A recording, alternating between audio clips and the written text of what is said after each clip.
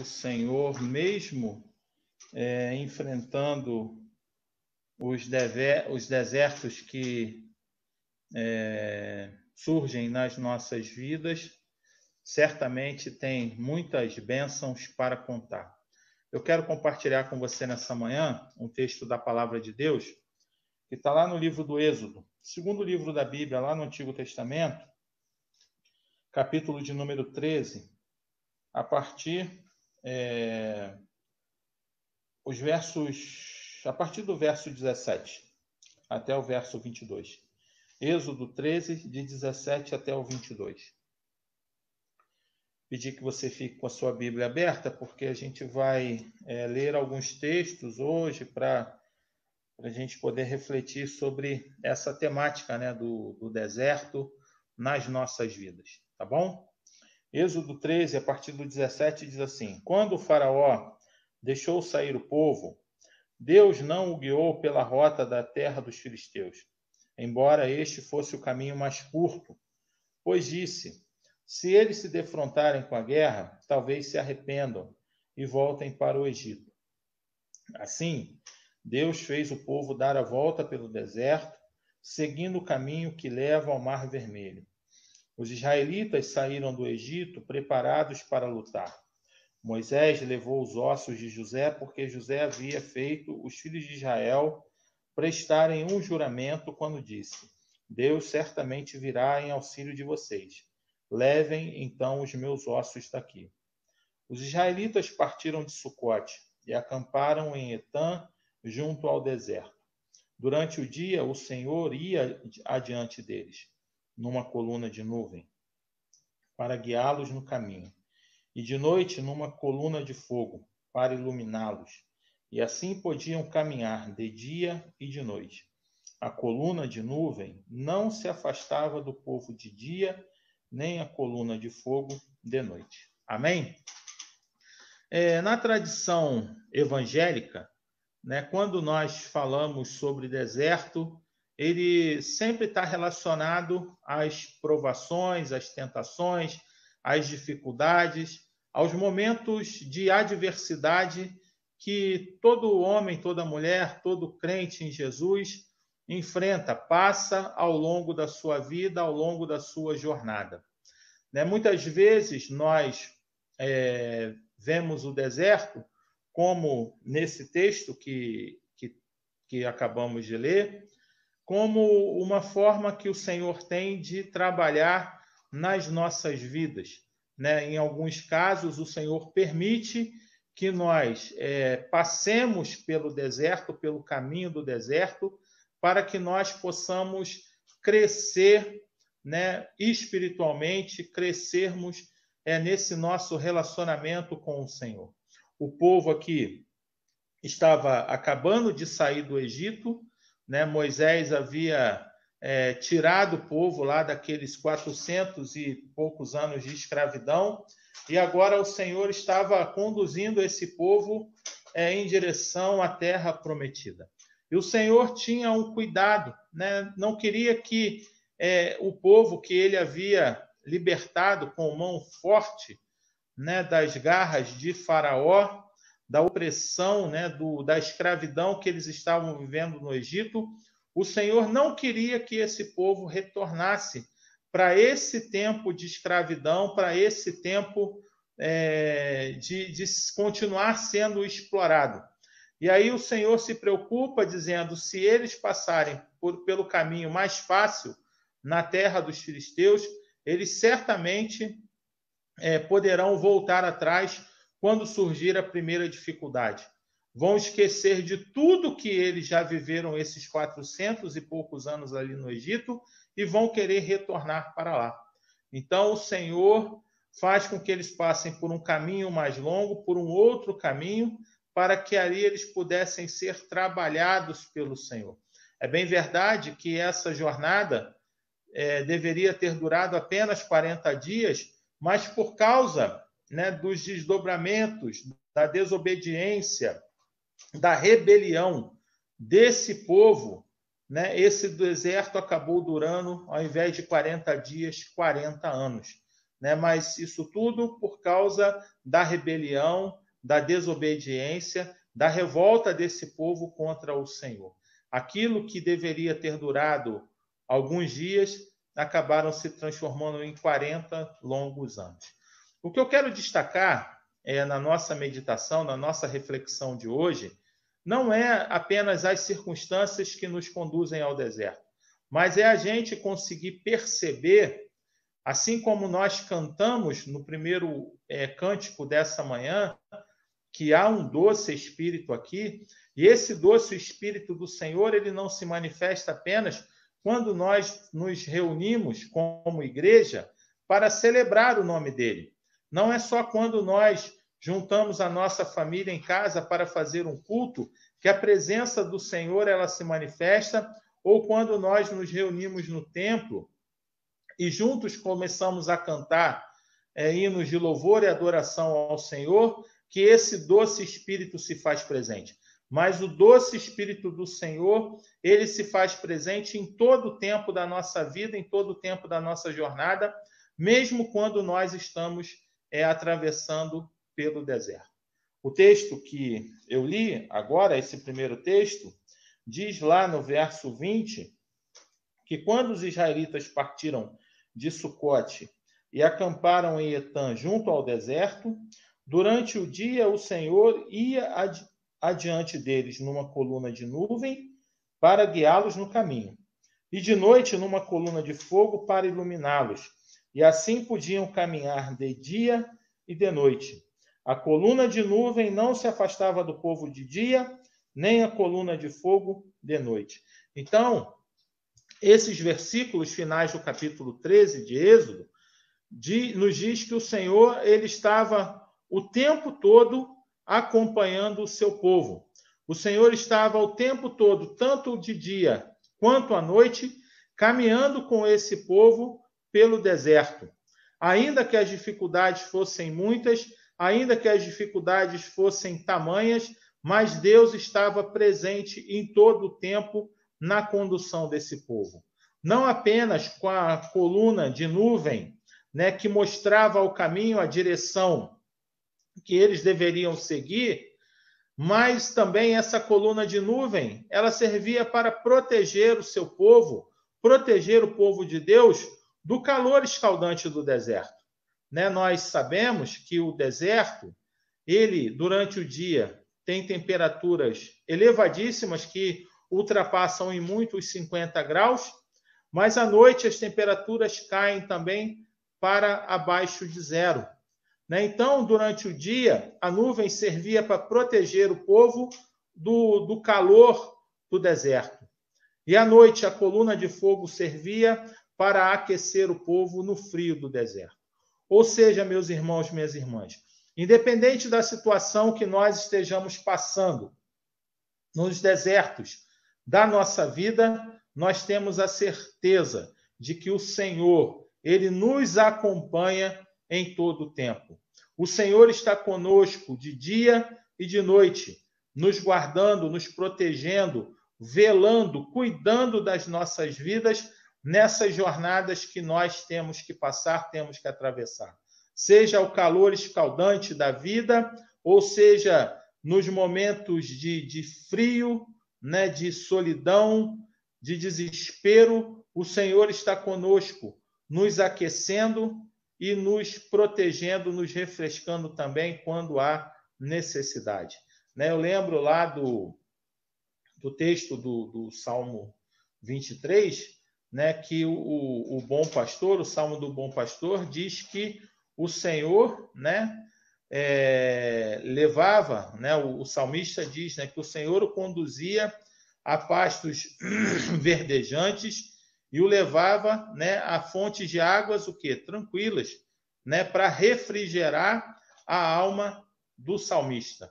Ou seja, em momentos de dificuldade, em momentos em que a alma do salmista Davi estava em ebulição, fervendo, o Senhor era aquele que vinha refrigerar a alma do salmista Davi, como ele nos adverte, nos ensina ali no Salmo de número 23.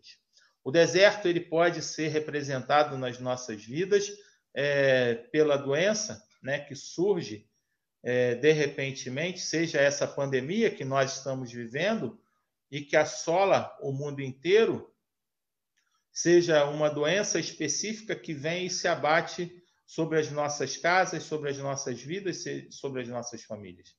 Seja a perda de um ente querido, de um familiar ou de um amigo próximo, né? Alguém que você ama muito e que de repente é chamado, né, pelo Senhor e nos deixa, né, órfãos, sozinhos, desamparados dessa companhia, dessa presença, né, que nós estávamos acostumados a desfrutar em todo o tempo.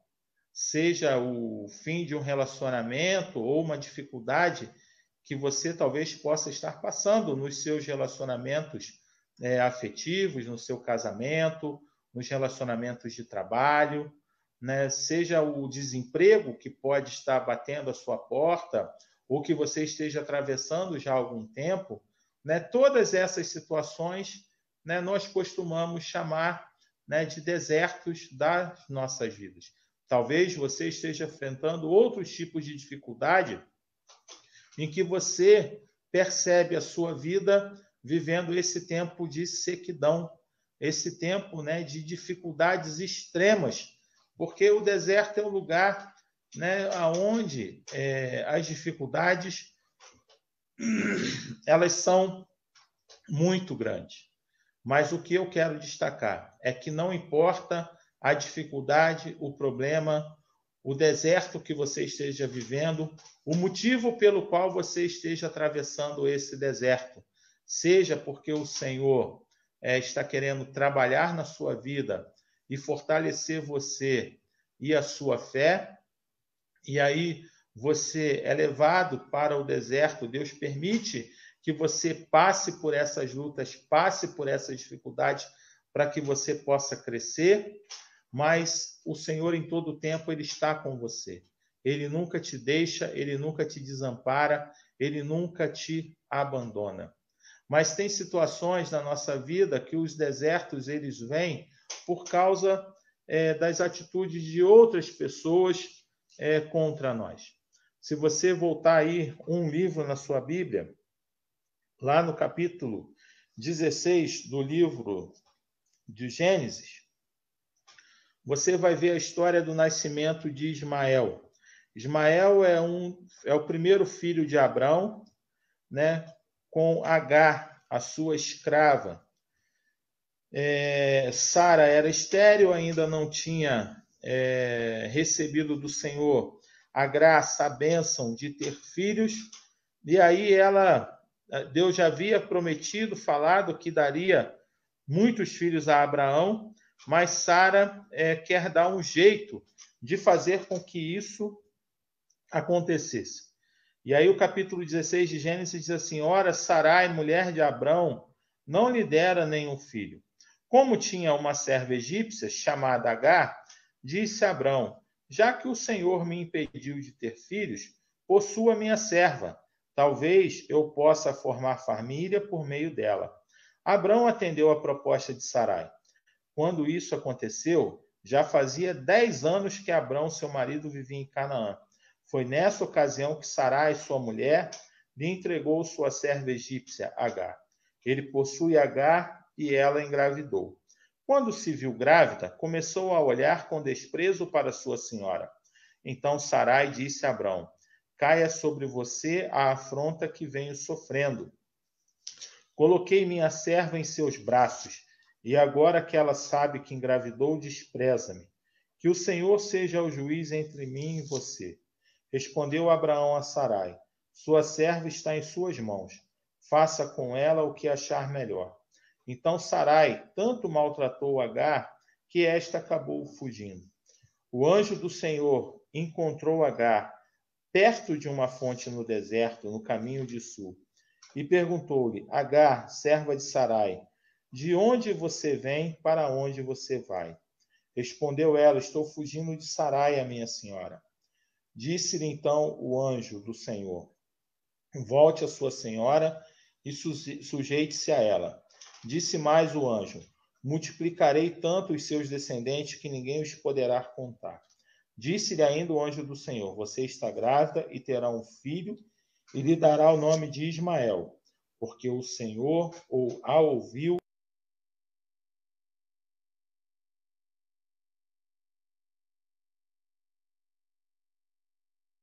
todos contra ele, e ele viverá em hostilidade contra todos os seus irmãos.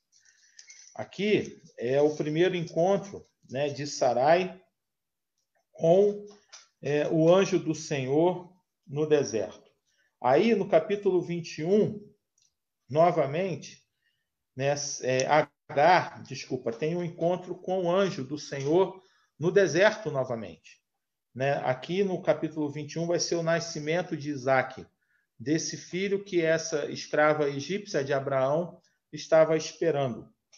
E diz assim: o Senhor foi bondoso com Sara, como lhe dissera, e fez por ela o que prometera. Sara engravidou e deu um filho a Abraão em sua velhice, na época fixada por Deus em sua promessa.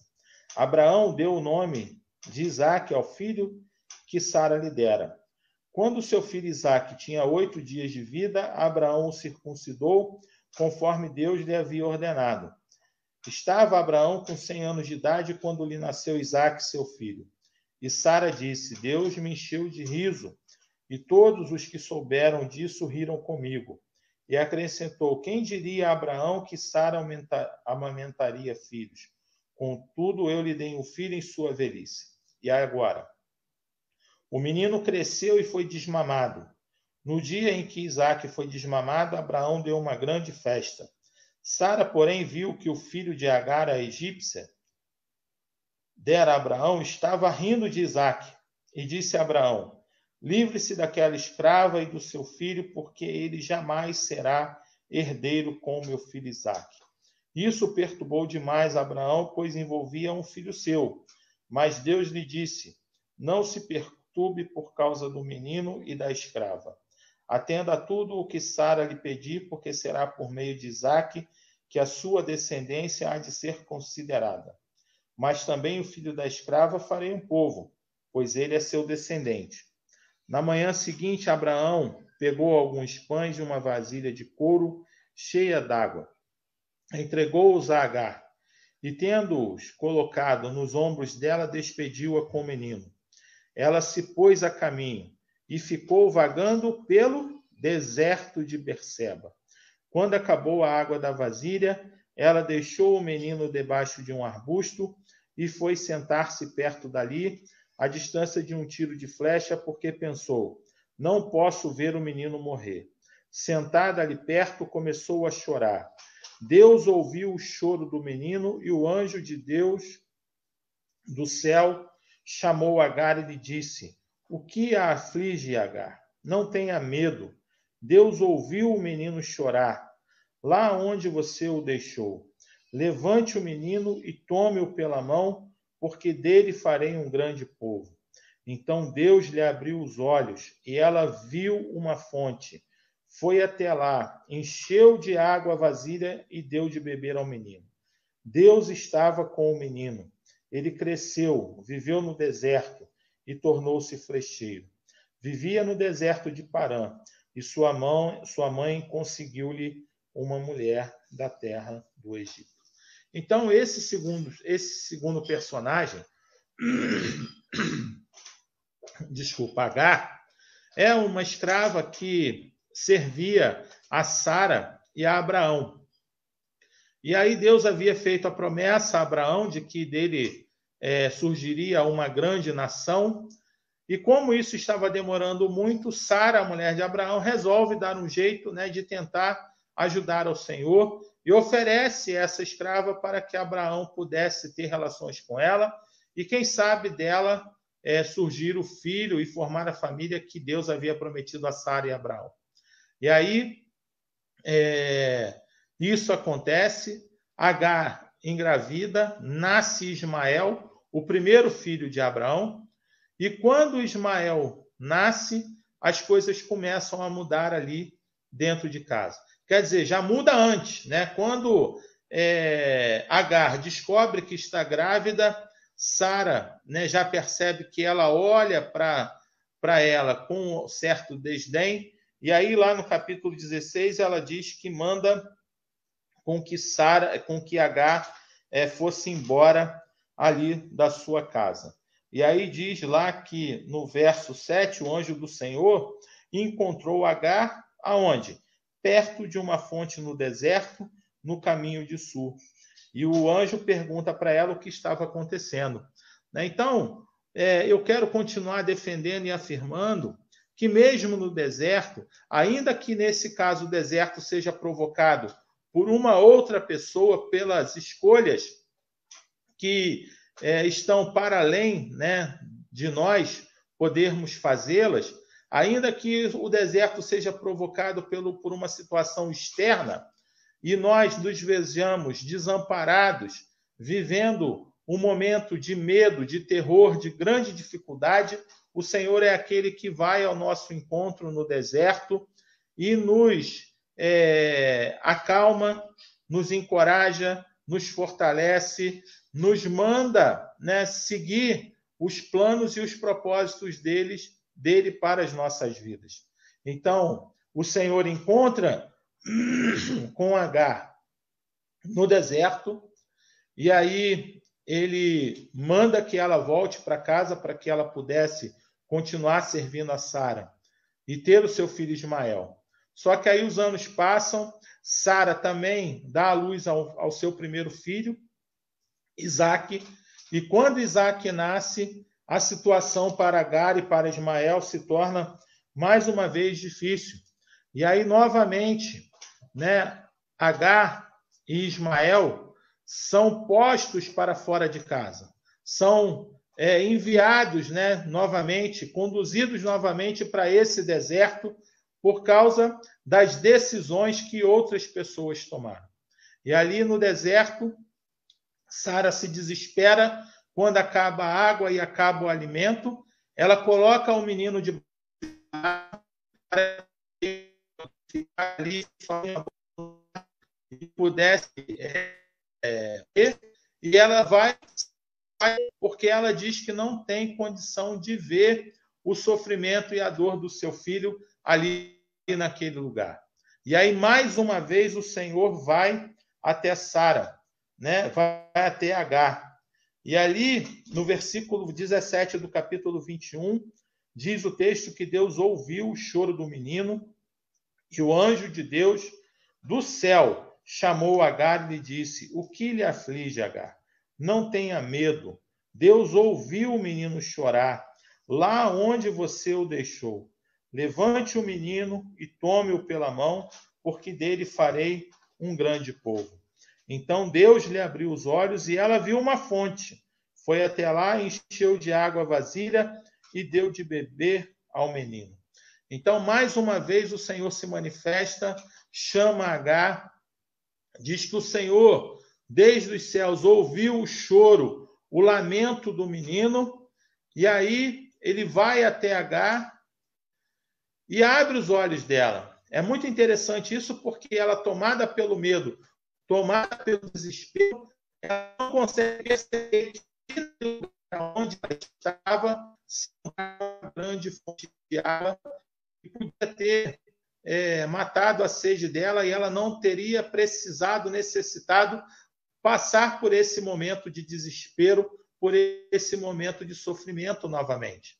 Deus, no meio do nosso sofrimento, ele vem ao nosso encontro e faz com que os nossos olhos sejam abertos para que a gente consiga também no deserto encontrar soluções, perspectivas, que a nossa vida ela possa ser transformada e que a gente não venha perecer nesse lugar para onde nós muitas vezes somos conduzidos por causa das decisões de outras pessoas que estão para além de nós.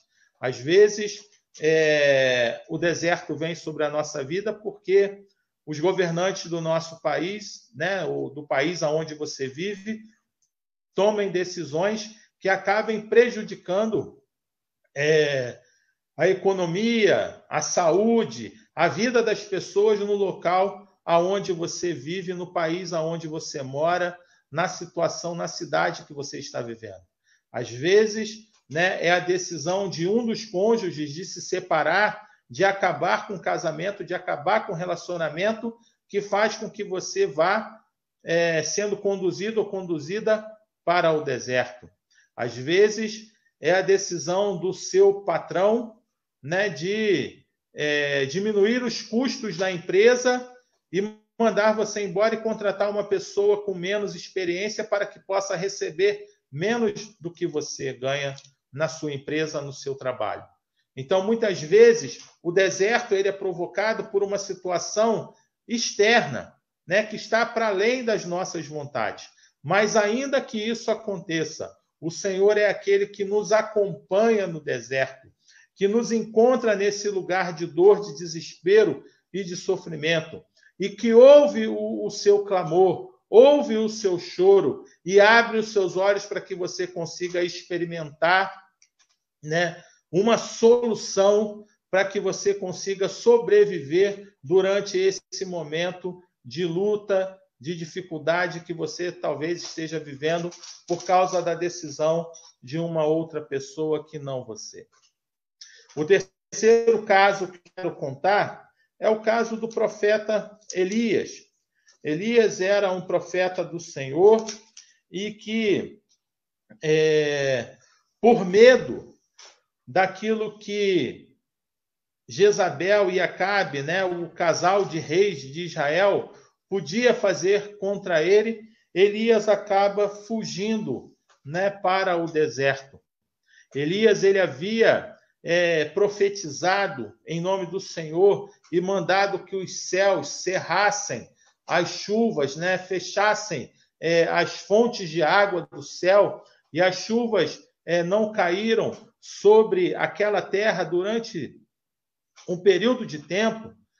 Depois, Elias ora novamente, o céu se abre, a chuva vem. Elias vai e enfrenta os profetas de Baal, né, os profetas que serviam aos reis de Israel.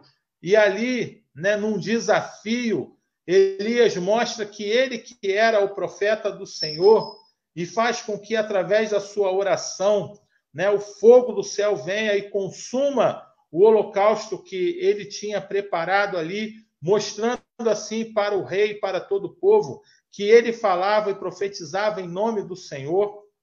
E isso faz com que Elias ele provoque, desperte a ira em Jezabel e em Acabe. Os profetas de Baal são mortos e Elias ali agora é ameaçado de morte.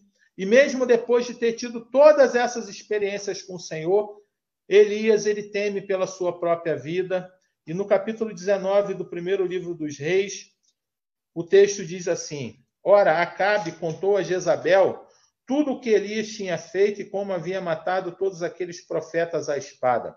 Por isso Jezabel mandou um mensageiro a Elias para dizer-lhe que os deuses me castiguem com todo o rigor, se amanhã, nesta hora, eu não fizer com a sua vida o que você fez com a deles.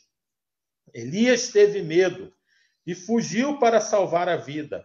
Em Berseba de Judá, ele deixou o seu servo, entrou no deserto caminhando um dia, chegou a um pé de giesta, sentou-se debaixo dele e orou pedindo a morte.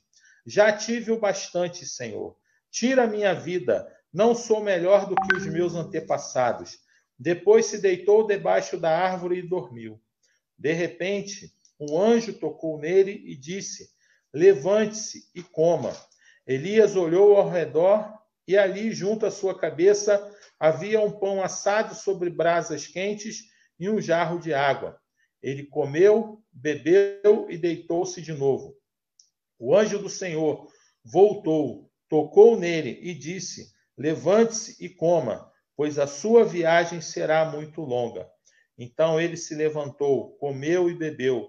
Fortalecido com aquela comida, viajou 40 dias e 40 noites até chegar a Horebe, o monte de Deus.